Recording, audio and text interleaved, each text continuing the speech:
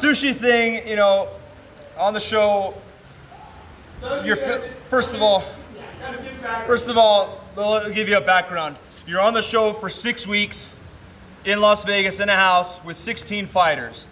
There's no television, no music, no newspaper, no iPhone, no iPod, no nothing, okay? All you do is train and eat and sleep. And you can talk with these other guys that you don't know very well. Luckily, I had a couple friends going into the house from outside of the house. We all went up on the same team.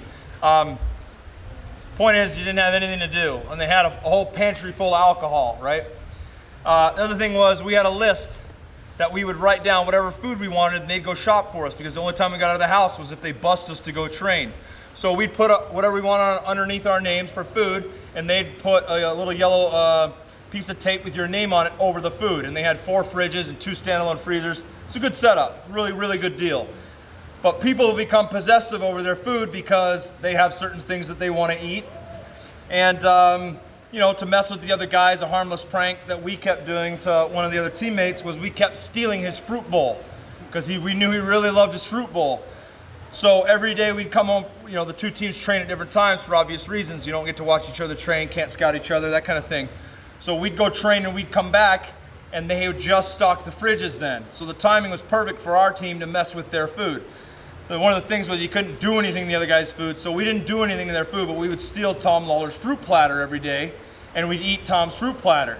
So we did this for like a week straight and Tom was getting pissed. And he kept saying, man, I'm gonna do something to these guys if they keep stealing my damn fruit platter. So every day the cameras would come in and we'd be eating Tom's fruit and we'd be hamming it up, you know, and making, you know, hamming it up for the cameras, you know, making a big deal about it. Oh, I don't even like fruit. I just like it because it's Tom's, you know, and eat some more and let the stuff drip in our mouth. Well, Tom got the best of us and he and 3 of the guys from Team Mir pissed in his own fruit. And normally that'd be kind of messed up, but it was his fruit, so he could piss in it if he wanted to.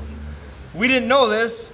We stole his fruit and we ate his piss-soaked fruit in front of the camera, and what's worse is I'm dipping it back in the piss and letting it drip on my face. I'm rubbing it around my lips and throwing it down the hatch, talking about how much I love Tom Lawler's fruit.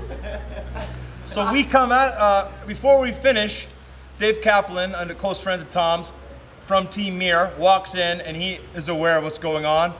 And he looks at us and he smiles and he goes, I wouldn't be eating that if I were you. And we were like, what are you talking about? And he starts laughing in our face and says, I really wouldn't have eaten that. Does that say your name on it? And I said, no, it says Tom's. And he goes, exactly, you shouldn't be fucking stealing other people's food. And I was like, well, what happened? So he explains it to us and we're furious. And he goes, you can't be mad. You can't be mad. He did it to his own food. It's not his fault you stole his food. Maybe he likes his food with piss on it. So we had a point. Dave Kaplan had a point and I couldn't be mad at him.